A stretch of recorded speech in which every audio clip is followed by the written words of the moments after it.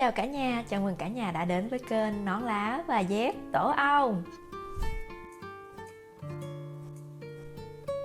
Hôm nay chúng ta sẽ đi đâu? Vâng, trong cái hành trình hôm nay thì mình xin mời cả nhà sẽ cùng đến thăm một cái địa điểm cực kỳ quan trọng, mà nó chẳng những cực kỳ quan trọng của Thụy Sĩ đâu cả nhà, mà nó còn quan trọng cho cả thế giới nữa.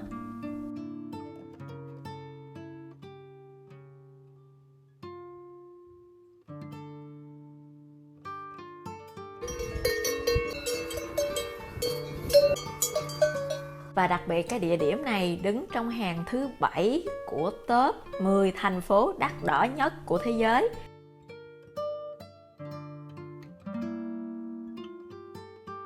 Khi mà nói đến đây, nếu ai mà đã từng ghé thăm cái video trước đó của mình thì chắc chắn sẽ đoán ra được đó là thành phố nào, đúng không nè? Dạ đúng rồi, đó chính là thành phố Geneva. Muốn khám phá hết thành phố Geneva, cần thời gian dài để có thể đi thuyền trên hồ Geneva, ghé thăm nhà thờ cổ, dừng chân tại Trung tâm Nghiên cứu Hạt nhân châu Âu CERN, hoặc len lỏi vào công viên Botanic Garden, vân vân và mây mây. Nhưng với những ai có túi thời gian khiêm tốn chỉ trong một ngày và một đêm như gia đình của mình thì có thể tham khảo những cái địa điểm mà tụi mình đã ghé qua như trong video này. Và bây giờ chào mừng đến với Geneva, Thụy Sĩ. Nếu như Zurich, Lucerne, Bern mang cái vẻ đẹp cổ kính, hoài niệm của những thành phố hàng nghìn năm tuổi, thì Geneva lại gây ấn tượng với du khách bởi cuộc sống êm đềm, nhẹ nhàng, bồng bềnh như mặt hồ Geneva. Đúng như tên gọi, đó là thành phố hòa bình của thế giới. Còn gì tuyệt vời hơn khi được sải bước dọc theo bờ hồ ngay tại trung tâm, vừa được ngắm nhìn thành phố, nó đẹp như một cái bức tranh vẽ, mà chủ thể của bức tranh đó là những công trình kiến trúc có giá trị về lịch sử, văn hóa và tinh thần. Vừa được nghe tiếng chim hót ríu rít từ đầu đường đến cuối đường, xe cộ tấp nập, phố xá đông người, nhưng không có cơ hội để nghe tiếng còi xe in ỏi.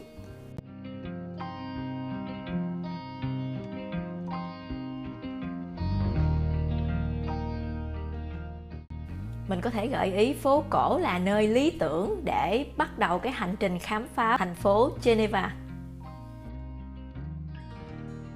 Chỉ cần đi bộ để hít hà cái mùi xa xỉ của những shop đồng hồ sang trọng, thương hiệu đẳng cấp tại Thụy Sĩ, lang thang trên những con phố quanh co với đầy cửa hàng, quán xá, quảng trường, dừng chân tại quán cà phê xinh đẹp để uống một tách cappuccino, cùng sống chậm trong 1 tiếng đồng hồ, hẳn bạn sẽ cảm nhận được những cái âm thanh du dương và bình yên của cuộc sống.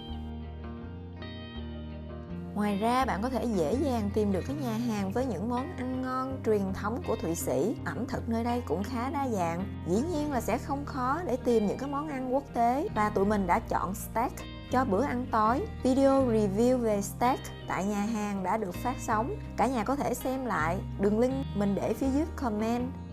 Sau khi cơm no rượu say, tụi mình tìm đến khách sạn tại trung tâm.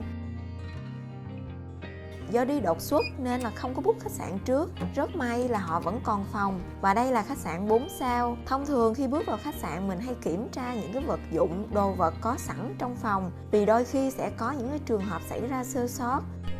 Ví dụ như đối với những khách sạn từ 3 sao trở lên thì trong phòng thường có máy sấy tóc, và một ngày đẹp trời nào đó thì nhân viên quên để cái máy sấy tóc vào trong phòng, và đến khi mình check out, nhân viên dọn dẹp phòng sẽ thông báo là không tìm thấy máy sấy tóc trong phòng chẳng hạn.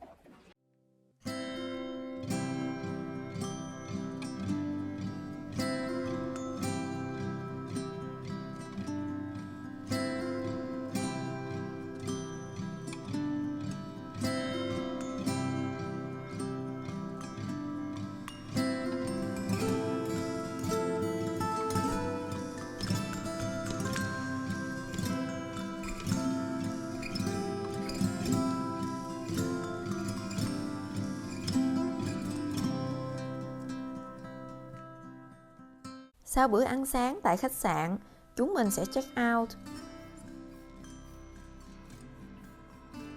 Và một cái điều lưu ý cực kỳ hữu ích cho du khách đến thăm Thụy Sĩ nói chung, đó là chúng ta nên book khách sạn tại những cái vị trí trung tâm thành phố.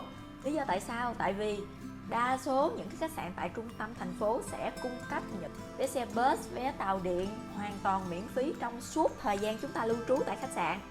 Thì chúng ta đã tiết kiệm được một mớ tiền kha khá dành cho phương tiện công cộng tại Thụy Sĩ rồi đó cả nhà. Tại vì cả nhà biết rồi, phương tiện công cộng tại Thụy Sĩ cái giá vé nó rất là cao. Còn đối với những chỗ lưu trú mà xa trung tâm thì có thể sẽ không có cái ưu đãi này.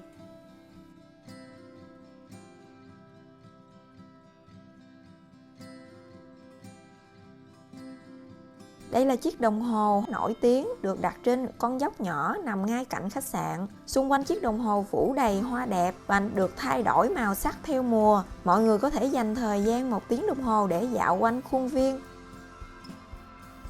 Thành phố Geneva gắn liền với nhiều sự kiện lịch sử quan trọng. Trong đó phải kể đến một cái sự kiện có ý nghĩa vô cùng to lớn đối với Việt Nam của chúng ta. Đó là Bác Hồ vĩ đại cùng với nhiều lãnh đạo đến từ các nước khác nhau đã ký Hiệp định Geneva ngày 21 tháng 7 năm 1954, thiết lập lại hòa bình ở Đông Dương, chính thức xóa bỏ sự hiện diện của quân đội và thực dân Pháp tại Đông Dương. Và bây giờ chúng ta cùng di chuyển đến hồ Geneva để xem cái đài phun nước nó hoành tráng tới mức độ nào. Và cái đài phun nước này đặc biệt, nó là biểu tượng của thành phố Geneva.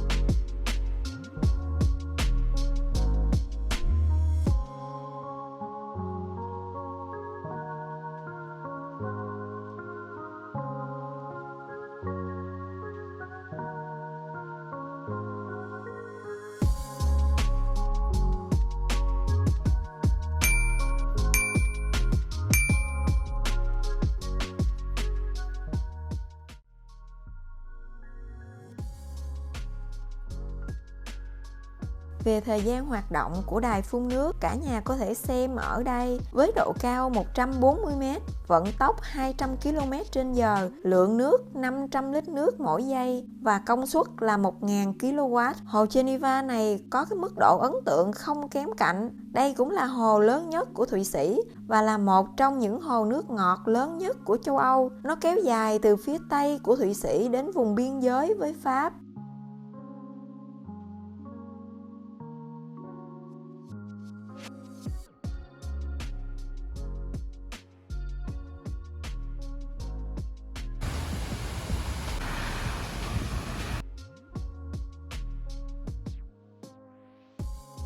Bên cạnh đó, Geneva còn được biết đến như là một trong 2 trung tâm tài chính lớn nhất của Thụy Sĩ. Tại vì cái thành phố này được bao phủ bởi rất nhiều ngân hàng lớn nhỏ đến từ các quốc gia khác nhau.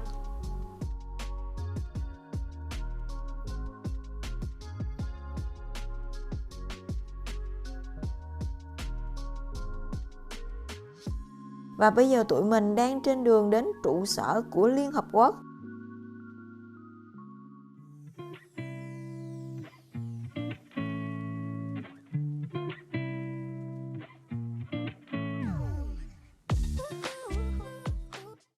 Phía trước Liên Hợp Quốc có sự xuất hiện của một chiếc ghế 3 chân cao 12m, nặng 5,5 tấn và có chất liệu bằng gỗ thông, có tên gọi là Broken Chair, chiếc ghế gãy. Chắc hẳn không ít câu hỏi được đặt ra là tại sao chiếc ghế bị mất một chân, vì đây là biểu tượng cho sự nghị lực và kiên cường của người khuyết tật trong chiến tranh. Trụ sở Liên Hợp Quốc ở Geneva là trụ sở lớn thứ 2 trong 4 trụ sở chính của Liên Hợp Quốc, chỉ đứng sau trụ sở chính ở thành phố New York. Việt Nam đã gia nhập Liên Hợp Quốc vào ngày 20 tháng 9 năm 1977.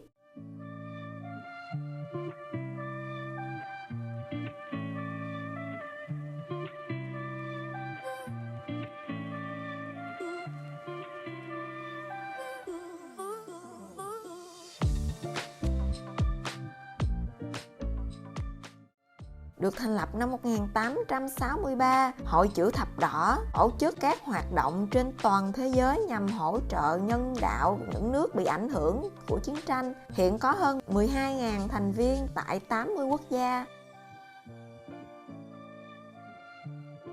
Trong khu vực này là tổ hợp các tổ chức thế giới, các trụ sở nằm rất gần nhau như là Tổ chức Sức khỏe, Tổ chức Y tế Thế giới, Phòng Lao động Quốc tế, vân vân.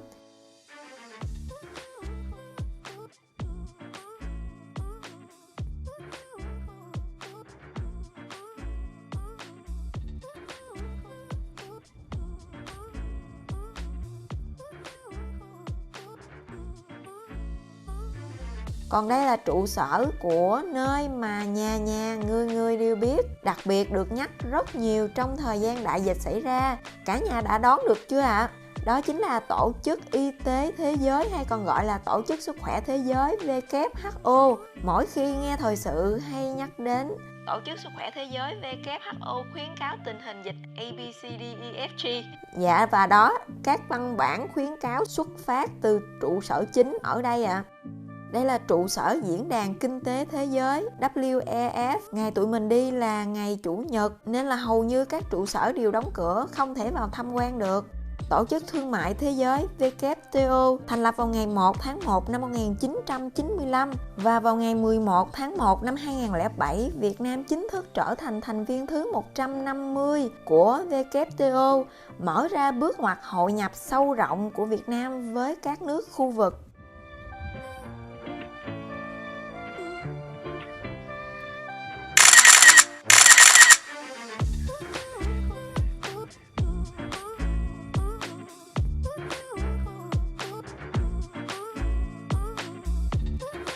Trụ sở của Liên đoàn bóng đá FIFA.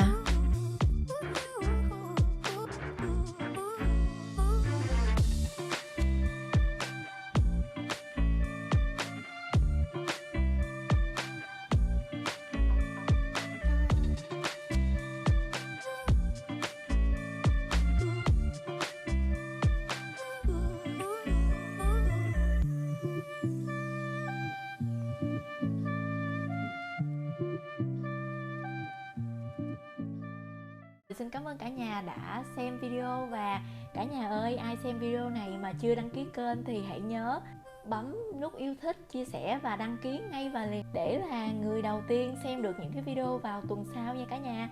Xin cảm ơn cả nhà rất nhiều, xin chúc sức khỏe cả nhà và xin hẹn cả nhà video tuần sau. Bye bye cả nhà.